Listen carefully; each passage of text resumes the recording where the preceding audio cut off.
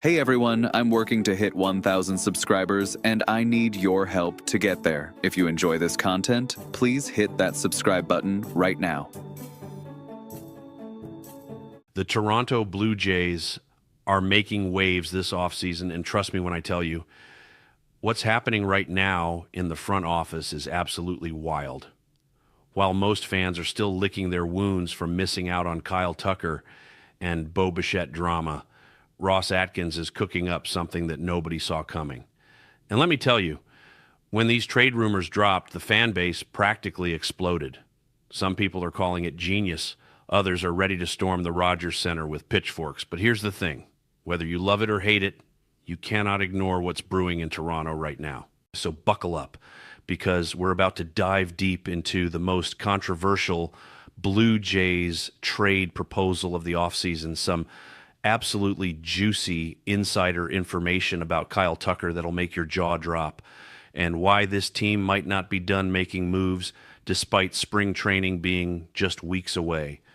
This is the kind of drama that makes baseball off seasons absolutely electric, and you're going to want to hear every single detail.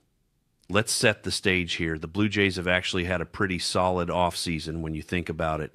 Sure, they didn't land the big fish that everyone was dreaming about, but they've made strategic moves, they've been active, and Ross Atkins has shown he's willing to be aggressive.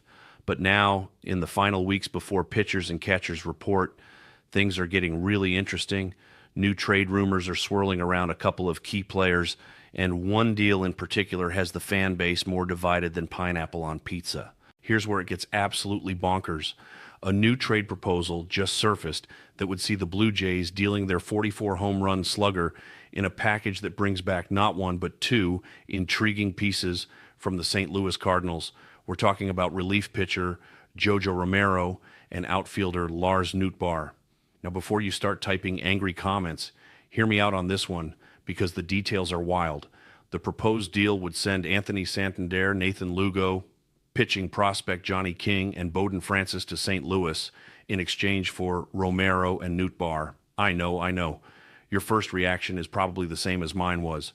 What in the actual hell is going on here? But stay with me, because there's method to this madness, even if the execution seems questionable.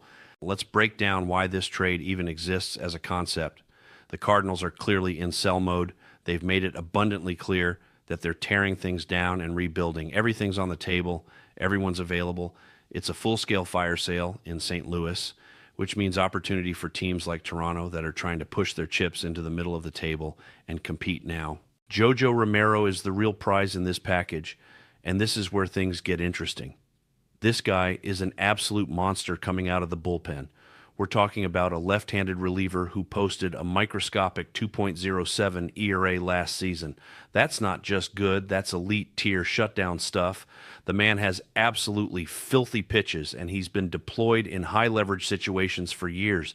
In 2025 alone, he recorded 8 saves in 9 opportunities. Over the last 2 seasons combined, he's racked up 54 holds and 9 saves. That's the definition of a reliable clutch performer. Here's why the Blue Jays desperately need a guy like Romero. Look at their current bullpen situation. You've got Jeff Hoffman, who's solid but inconsistent. You've got Jimmy Garcia factoring in as your 8th inning guy, alongside Tyler Rogers handling 7th inning duties. Luis Frias is in the mix, but there's a glaring hole for one more power arm that you can absolutely count on in crucial moments. Not necessarily someone who throws 100 miles per hour. Romero only averages 94 on the gun, but someone who gets the job done every single time. That's Jojo Romero. The Blue Jays bullpen needs an injection of reliability, especially a left-handed option that can dominate in the late innings. When you're competing in the absolute bloodbath that is the American League East, every single bullpen arm matters. One blown save in July could be the difference between making the playoffs and watching from home in October. Now let's talk about Lars Nootbaar, the other piece coming back in this hypothetical deal. Nootbaar would slide into left field as an everyday player, which is why the proposal includes sending out 2 outfielders in Santander and Lugo. Look, Nootbaar had a down year in 2024. There's no sugarcoating that. But there's upside here. There's potential for a bounce-back season. and the Blue Jays would be betting on him returning to form. But here's where this trade proposal falls apart and why I'm not convinced it actually gets done in this exact form. You're dealing Santander at literally his lowest value. The guy had the worst season of his career, primarily due to injuries, and now you want to ship him out when his stock has never been lower. That makes 0 sense from a value perspective. Santander has way more potential than what he showed last year. He's a proven 40-plus home run hitter when healthy. Selling low on him feels like a panic move. Nathan Lugo is currently projected to start only 29 games in left field, splitting time across the outfield. He's expendable to a degree, sure, but giving up both your corner outfield options seems excessive, especially when you're not getting back a guaranteed star-level bat in return. Then you're also tossing in Johnny King, one of your better pitching prospects, and Bowden Francis, who admittedly has minimal value at this point, but still represents organizational depth. The package feels lopsided, not necessarily in terms of talent, but in terms of positional construction. You're gutting your outfield depth to acquire a reliever, no matter how good he is, and an outfielder coming off a bad year. The math doesn't quite add up. However, and this is crucial, if you can restructure this deal to acquire Jojo Romero and Lars Nootbaar without surrendering both Santander and Lugo, now we're talking. Maybe you move Lugo instead of Santander, throw in some different prospects, keep your 44 home run guy who's bound to bounce back, and still land that elite lefty reliever. That's a win. That makes sense. That upgrades your team without creating new holes. Here's another scenario worth exploring. What if the Blue Jays could package a deal that brings back not just Romero and Nootbaar, but also someone like Brendan Donovan or Alec Burleson? Now you're filling multiple needs. You're getting that crucial bullpen arm, and you're adding legitimate offensive firepower without completely dismantling your current roster construction. That's the kind of creative deal-making Ross Atkins is known for, and that's what fans should be hoping for. The reality is the Blue Jays are in win-now mode. Look at the projected wins above replacement across Major League Baseball. The Yankees just passed Toronto. The Blue Jays sit at 46.5 projected WR, which puts them fourth in baseball. But here's the kicker. The American League East is an absolute gauntlet. You've got the Orioles at 9, the Red Sox at 7, the Blue Jays at 4, and the Yankees at 2. 4 of the top 10 projected teams in all of baseball are in one division. Even the Rays, sitting down at 19th, can never be completely counted out. This division is going to be a war of attrition, and depth matters. The Blue Jays have done a fantastic job this offseason. There's no question about it. But they cannot stop now. They need one more impact bat, or at the absolute minimum, one more lockdown bullpen arm, preferably both. Every team in the AL East has gotten better. Boston added talent. Baltimore maintained their core. The Yankees went out and made splash moves. Toronto has to keep pace, or they'll get left behind. If this trade doesn't happen in its current form, and frankly, I don't think it will, what should Blue Jays fans be watching for? The Cardinals remain a team to monitor closely. They're selling. They've got pieces Toronto needs, and there's definitely framework for a deal here. Jojo Romero should be target number 1 for the bullpen. The guy is a perfect fit for what Toronto needs. A lefty who can handle high-leverage situations and get outs when it matters most. As for the offensive side, whether it's Nootbaar, Donovan, Burleson, or someone else entirely, the Blue Jays need to add another bat who can contribute regularly. Right now, there are question marks about outfield production and depth. Injuries happen, slumps happen. You cannot go into a season this competitive with fingers crossed, hoping everyone stays healthy and performs to the peak of their abilities. Now, before we move on, I have to address the elephant in the room, the Kyle Tucker situation. Recent reports from Whit Merrifield's podcast dropped an absolute bombshell that has Blue Jays fans in their feelings all over again. According to Merrifield, Kyle Tucker actually wanted to play in Toronto. He wanted to be a Blue Jay. The organization, the city, the opportunity, it all appealed to him. But ultimately, the money in Los Angeles was simply too much to pass up. Let that sink in for a second. The Blue Jays were the preferred destination, but they got outbid. The Mets offered crazy money, then Tucker asked the Dodgers to match, and LA ultimately gave him a deal that Toronto was never going to reach. We're talking about numbers in the $40 to $50 million annual range that the Mets were throwing around before the Dodgers swooped in. Here's the thing, and this requires some perspective. The Blue Jays' offer was reportedly 10 years, $350 million. In any other market, in any other circumstances, that's a franchise-altering championship caliber offer. That gets the deal done 99 times out of 100. But we're living in an absolutely insane economic environment in baseball right now. The numbers being thrown around are mind-boggling. We're in unprecedented territory before the next collective bargaining agreement and potential lockout. Should Blue Jays fans be upset they didn't land Tucker?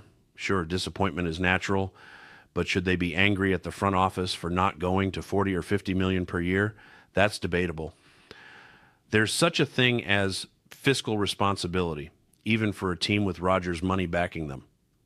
Overpaying to that degree could hamstring the franchise for years, limiting flexibility to build around other stars and fill other needs. The Tucker situation stings, absolutely. Knowing he wanted to be in Toronto makes it sting even more. But sometimes you get outbid by teams willing to do things you're simply not comfortable doing financially. That's baseball in 2025. The Dodgers are operating in a different financial stratosphere, and trying to compete dollar for dollar with them might be fool's gold. Let's shift gears to another recent development that flew under the radar but definitely deserves attention. Former Blue Jay Seranthony Dominguez just signed a 2-year, $20 million deal with the Chicago White Sox. Now, this is interesting for a couple of reasons. First, that's a very reasonable price for a quality reliever. Second, reports had suggested Dominguez was looking for a 1-year deal. So seeing him commit to 2 years at $10 million per season raises some eyebrows. Would that deal have made sense for Toronto? Absolutely. At 2 years and $20 million, Dominguez represents exactly the kind of bullpen depth and quality arm the Blue Jays need. He knows the organization, he's familiar with the coaching staff, and he's proven he can handle the pressure of pitching in meaningful games. Some fans are definitely scratching their heads wondering why Ross Atkins didn't bring him back at that price point. The counter-argument, of course, is that the Blue Jays might be targeting different relievers, guys they view as higher upside or better fits for their specific needs.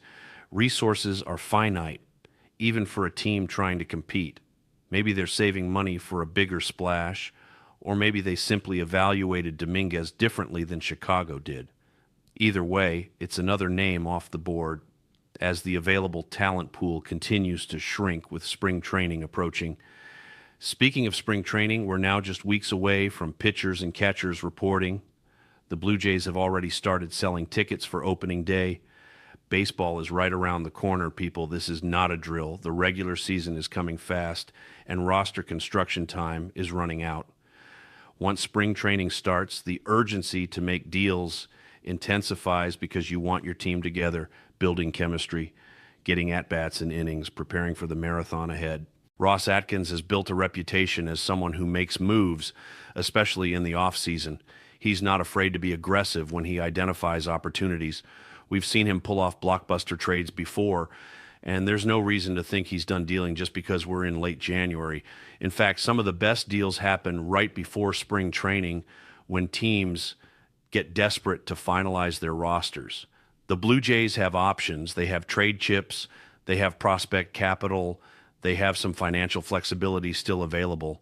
The question is whether they're willing to be bold enough to make the moves necessary to truly compete with the juggernauts in their division. Playing it safe won't cut it in the AL East. You have to be aggressive. You have to take calculated risks. Here's what Blue Jays fans should be watching for in the coming weeks. First, relief pitching additions. Whether it's Jojo Romero or someone else, this bullpen needs another arm, period. End of story. Second, outfield depth. If they move Lugo or anyone else, they need to replace that production with someone who can contribute immediately. Third, any other creative moves that add value without gutting the farm system or mortgaging the future. The organization has done a commendable job so far this offseason. They've been active. They've been in on big names. They've made strategic additions. But the work isn't finished. Championship caliber teams are built in moments like these, in the final weeks before spring training, when opportunity meets preparation and boldness. One of the most encouraging signs is that Ross Atkins and the front office haven't been sitting idle. They're exploring options, they're having conversations, they're kicking the tires on available players.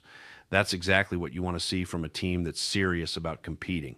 Complacency is the enemy of success in baseball, and Toronto is showing zero signs of complacency. The trade proposal involving Santander, Lugo, and others for Romero and Nootbaar might not happen in that exact form, and honestly, it probably shouldn't, but it shows the kind of thinking going on behind the scenes. The Blue Jays are looking at the Cardinals' fire sale and seeing opportunity. They're identifying needs on their roster and actively seeking solutions. That's encouraging, even if the specific deal needs refinement. What makes this so fascinating is how divided the fan base is on these potential moves. Some people look at dealing Santander and see addition by subtraction, getting rid of a guy coming off an injury-plagued down year. Others see it as selling low on proven talent, giving up on a 44 home run hitter after one bad season. Both perspectives have merit. That's what makes these decisions so difficult and so interesting to debate. The bottom line is this: the Toronto Blue Jays are not done. Spring training is approaching fast, but there's still time to make impactful moves. Whether it's through trades with St. Louis or deals with other teams looking to sell, opportunities exist to upgrade this roster. The question is whether management will be aggressive enough to seize those opportunities and turn this good team into a great one. The AL East is going to be an absolute bloodbath this season. Every game matters. Every roster decision matters. The margin for error is razor thin when you're competing against powerhouses like the Yankees, Orioles, and Red Sox. The Blue Jays have put themselves in position to contend, but contending and winning are two different things. They need that extra push, that additional piece or two that takes them from playoff hopeful to legitimate World Series threat. So what happens next? That's the million-dollar question, or should I say the $350 million question, given the Kyle Tucker situation. The coming weeks will reveal whether Ross Atkins has any more tricks up his sleeve. Will he land that impact reliever? Will he add another bat? Will he surprise everyone with a move nobody saw coming? Time will tell, but one thing is certain. Blue Jays fans should be paying very close attention because this offseason saga is far from over. The pieces are on the board. The opposing teams are making their moves. The Blue Jays have shown they're willing to play the game. Now it's time to see if they can close strong and enter the season with a roster capable of bringing championship baseball back to Canada. The stage is set. The players are ready. And the baseball world is watching to see what Toronto does next. This is exactly the kind of drama that makes the hot stove season so addictive. You've got controversial trade proposals, insider information about free agents that got away, former players signing elsewhere, and a championship window that's wide open but won't stay that way forever. Every decision matters. Every move counts. And for Blue Jays fans, the next few weeks could define the entire season. So there you have it, folks, the complete breakdown of where things stand with your Toronto Blue Jays as we barrel toward spring training.